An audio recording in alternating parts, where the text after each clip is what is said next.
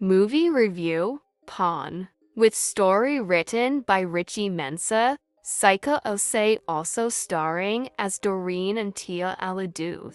Screenplay by Portia Oswa and Pascal Aka and directed by Pascal Aka. This psychological thriller titled Pawn is produced by Nana Aguirre Adolfo and executively produced by Richie Mensah, Baba Amoba, and Adjetey Annan, also starring as Clifford Mensah. Initially released to cinemas in Ghana on the 1st of November, 2024. This Nollywood film is currently available for streaming on Prime Video with subscription. Synopsis. Clifford Mensah Adjetey Annan is a dedicated police officer who sometimes adopts unconventional ways of extracting information from suspects. When subsequently confronted with a difficult case of a serial killer on the loose, Clifford has to prove his worth to his boss whilst grappling with dissociative personality disorder. With the instability in his mental health, he is placed on therapy with Doreen Saika Osei as his therapist. My take. It is absolutely commendable to have a story of this nature, especially in an era when more and more filmmakers in the industry would rather pay attention to the returns on their investments and not care much about putting in the effort at unique and profound storytelling that leave a long-lasting impression on viewers.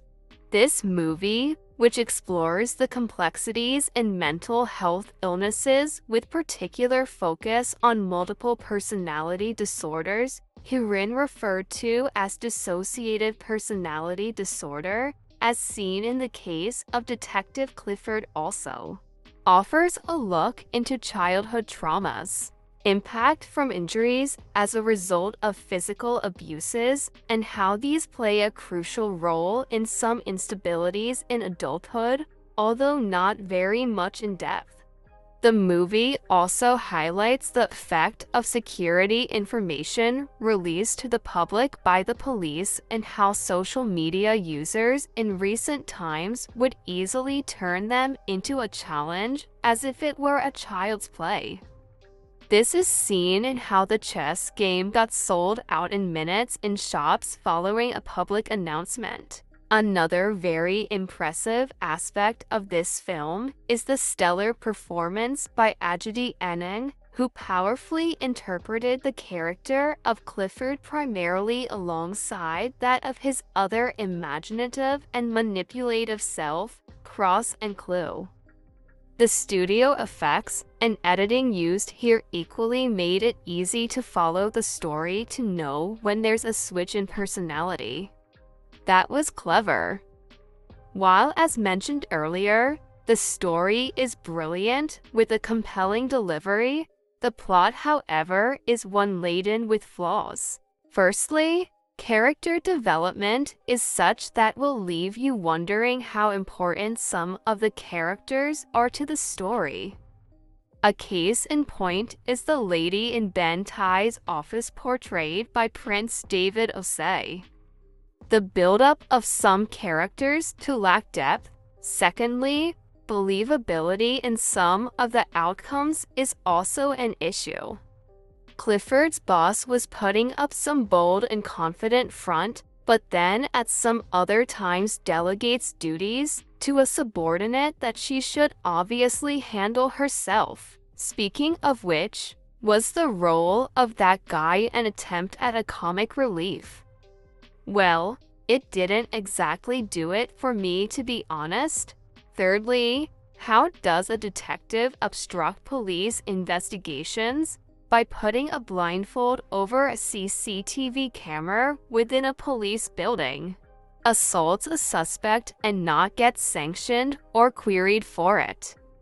Is it an African thing where instead of upholding the popular line of a suspect is deemed innocent until proven guilty, the opposite holds true? Fourthly, the fact that I was able to guess to a 98% degree who the culprit was from the get-go and also saw the last plot twist coming from a mile away makes me worried. Two things involved. It is either owing to the fact that I've seen way too many movies within this genre, which is my best by the way, or the writers knowingly or inadvertently left clues enough to sense them. This then took away the wow factor for me.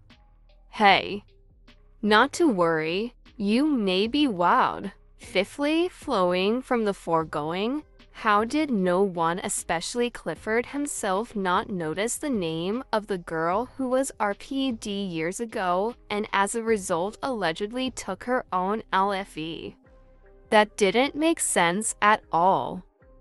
I mean, that was quite central to the entire case, and he was undergoing therapy too.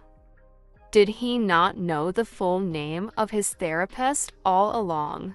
Furthermore, the explanation given in the end as to how the culprit was being used as a pawn in the game, that did not add up one bit.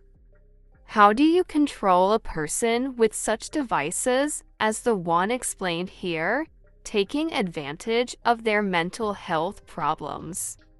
Conclusively, movies like this, in addition to books like The Silent Patient by Alex Michaelides, just makes me believe and come to a conclusion that some therapists are actually more dangerous and need more help than their patients.